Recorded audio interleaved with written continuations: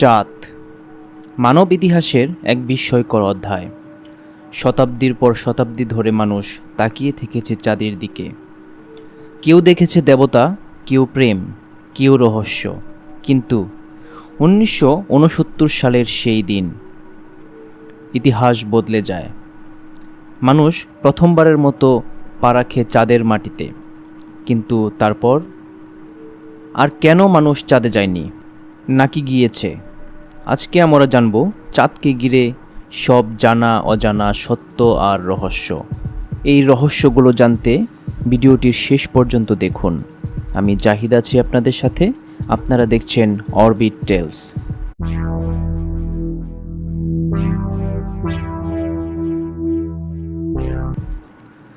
চাঁদ হচ্ছে পৃথিবীর একমাত্র প্রাকৃতিক উপগ্রহ।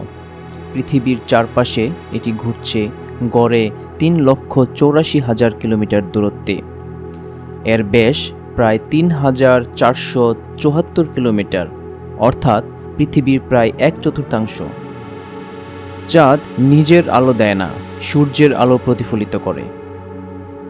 1957 সালে সোভিয়েত ইউনিয়ন প্রথম কৃত্রিম উপগ্রহ স্পুটনিক উৎক্ষেপণ করে। এরপর শুরু হয় স্পেস রেস। 1961 সালে ইউরি গ্যাগারিন মহাকাশে পা রাখেন। আর এরপরই আমেরিকা ঘোষণা করে তারা মানুষকে চাঁদে পাঠাবে। চলুন এখন জানব ইতিহাসের প্রথম চাঁদে পদার্পণ। 20 জুলাই 1969, ইতিহাসের সেই দিন। নীল আর্মস্ট্রং নামলেন চাঁদের মাটিতে। বললেন, "There's one small step for man, one giant leap for mankind." এরপর বাজ অলড্রিনও নামলেন। তারা নমুনা সংগ্রহ করলেন, পতাকা গাড়লেন। বিশ্বস্তব্ধ হয়ে দেখল মানুষ চাঁদে। এখন জানব কে কে গিয়েছেন এই চাঁদে। অ্যাপোলো 11 থেকে অ্যাপোলো 17 পর্যন্ত মোট 6টি সফল চাঁদে মিশনে 12 জন মানুষ চাঁদে গেছেন। তারা হলেন Neil Armstrong, Buzz Aldrin, Charles Conrad, Alan Bean, Alan Shepard, এজার Mitchell, David Scott, James Irwin, John Young, Charles Duke, Eugene Cernan এবং হ্যারিসন শুমিট।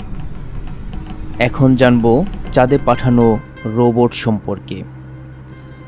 শুধু মানুষ নয়, বহু রোবোটিক যান পাঠানো হয়েছে চাঁদে। নাসা, চায়না, ইন্ডিয়া সহ অনেক দেশ পাঠিয়েছে। ভারতের চন্দ্রযান, চন্দ্রযান 2, চন্দ্রযান 3, চীনের চাঙ্গি এবং নাসার আর্টেমিস প্রস্তুত।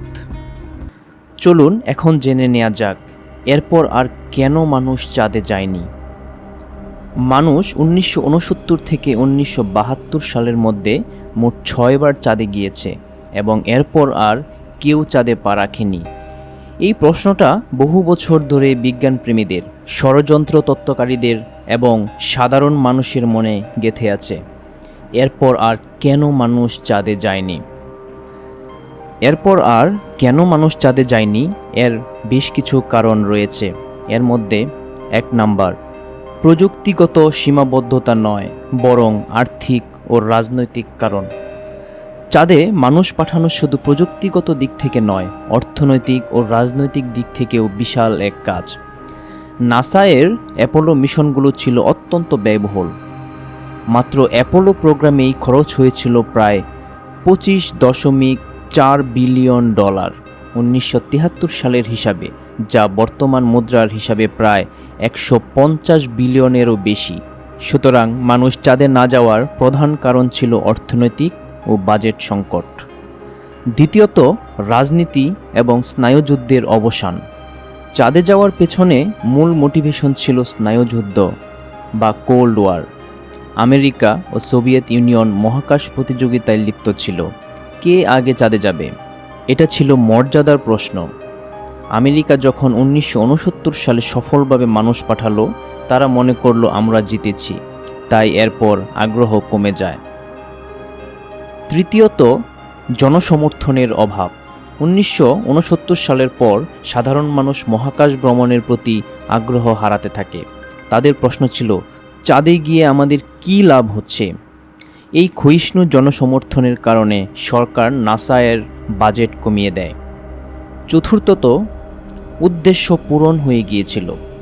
চাঁদের মাটির নমুনা, পৃষ্ঠতল বিশ্লেষণ ইত্যাদি অ্যাপোলো মিশনে অনেকটাই করা হয়ে যায়। বিজ্ঞানীরা তখন নতুন লক্ষ্যের দিকে নজর দিতে শুরু করে, মঙ্গল গ্রহ, আন্তর্জাতিক মহাকাশ স্টেশন ইত্যাদি। পঞ্চম, মহাকাশ স্টেশন এবং রোবোটিক মিশনের গুরুত্ব।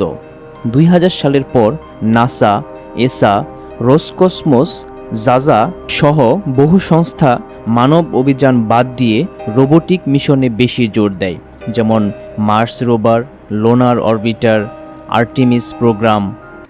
এই চাঁদের মাটিতে পা রাখা নিয়েও রয়েছে অনেক ষড়যন্ত্র তত্ত্ব। মানুষ আদৌ চাঁদে গিয়েছিল কি? এই ষড়যন্ত্র তত্ত্বের মূল দাবিগুলোর মধ্যে একটি ছিল, চাঁদের মাটিতে পতাকা ওড়ে কেন? তাদের দাবি, অ্যাপোলো 11 মিশনের ছবিতে দেখা যায় মার্কিন পতাকাটি নড়ছে, অথচ চাঁদে বাতাস নেই। তাহলে কিভাবে পতাকা নড়ছে? এর বিজ্ঞানসম্মত উত্তর হলো, পতাকাটি ধাতব ছড়া দিয়ে শক্তভাবে দাঁড় করানো হয়েছিল। পতাকা মেলে ধরার সময় এটি কিছুটা কাঁপছিল এবং শূন্য মধ্যাকর্ষণ পরিবেশে এই কম্পন সহজে থামে না বলে এমনটা দেখা গেছে। কোনো বাতাস ছিল না, কেবল কম্পনের প্রভাব। এই ষড়যন্ত্র তত্ত্বের দ্বিতীয় দাবিটা ছিল, কেন তারকা দেখা যায় না?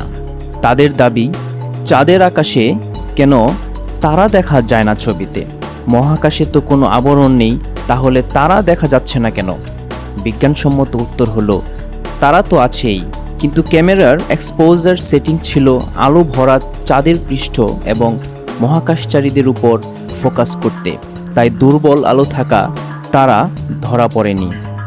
এই ষড়যন্ত্র তত্ত্বের 3 নম্বর প্রশ্নটা ছিল, ছায়ার দিক মিলছে না।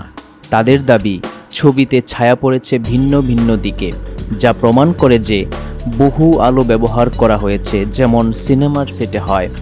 এর বিজ্ঞানসম্মত উত্তর হলো, চাঁদের মাটি অসম এবং প্রতিফলক ভূমি, তাই ছায়ার দিক কিছুটা ভিন্ন মনে হতে পারে। শুধুমাত্র একটি আলোর উৎস যেমন সূর্য থেকেও বিভিন্ন কোণে ছায়া পড়া স্বাভাবিক। এই ষড়যন্ত্র তত্ত্বের 4 নম্বর প্রশ্নটা ছিল এরকম, চাঁদের ল্যান্ডারের নিচে ক্রেটার নেই?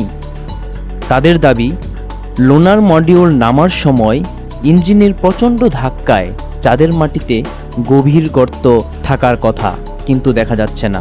বিজ্ঞানসম্মত উত্তর হলো, লোনার মডিউল নামার সময় ইঞ্জিন থ্রাস্ট কমিয়ে আনা হয়েছিল। চাঁদের মাটি শক্ত এবং কম বায়ুমণ্ডলীয় পরিবেশে গর্ত পড়া সহজ নয়। হালকা ধুলা উড়ে গেছে, তবে গর্ত পড়েনি। 5 নম্বর প্রশ্নটি ছিল, একই ব্যাকগ্রাউন্ড কেন বহু ছবিতে? তাদের দাবি, বিভিন্ন ছবি তোলা হয়েছে অথচ পেছনের পাহাড় বা পাথর একই রকম।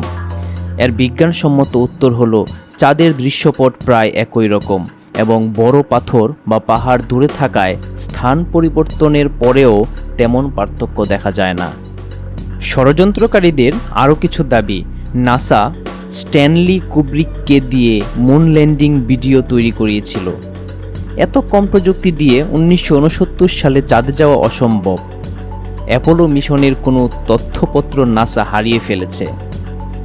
এই সত্য মিথ্যার বাইরে কিছু বাস্তবতা।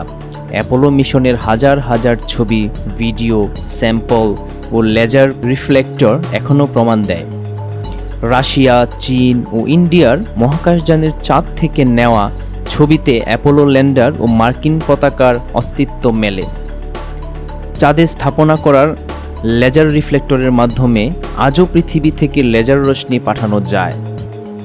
তাহলে ষড়যন্ত্র কেন তৈরি হলো? ঠান্ডা যুদ্ধের সময় মার্কিন বিরোধী প্রচারণা, মিডিয়া প্রভাব, সন্দেহ প্রবণতা ও বিজ্ঞান সম্পর্কে অজ্ঞতা। কিছু সিনেমা যেমন ক্যাপ্রিকর্ন 1 এবং ইউটিউব ভিডিও মানুষের মনে বিভ্রান্তি তৈরি করে। এই বিষয়টি নিয়ে বিজ্ঞানীদের কিছু মতামত রয়েছে। প্রখ্যাত জ্যোতির্বিজ্ঞানী নীল ডিগ্রাস টাইসন বলেন, মহাকাশে ভ্রমণ সম্ভবত সবচেয়ে বেশি প্রমাণিত ঘটনা। আরও বলেন, চাঁদের ধুলা বিশ্লেষণ করে জানা গেছে এটি পৃথিবীতে পাওয়া যায় না। আরও বিজ্ঞানীরা বলেন, মানুষ চাঁদে গিয়েছিল। চাঁদের ভূমিতে ফেলে যাওয়া যন্ত্র এখনও প্রতিধ্বনি পাঠাচ্ছে পৃথিবীতে।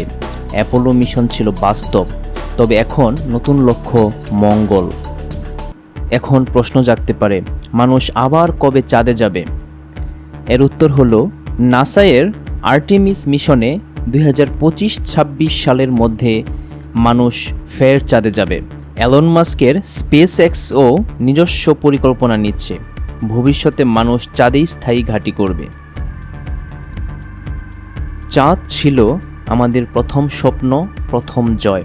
এখন আমরা তারও ওপারে যাওয়ার স্বপ্ন দেখি, কিন্তু চাঁদে পা ফেলার সেই সাহসিকতা, সেই ইতিহাস আজও গর্বের। ভিডিওটি ভালো লাগলে লাইক দিবেন, শেয়ার করবেন এবং কমেন্টে আপনার মতামত জানাবেন।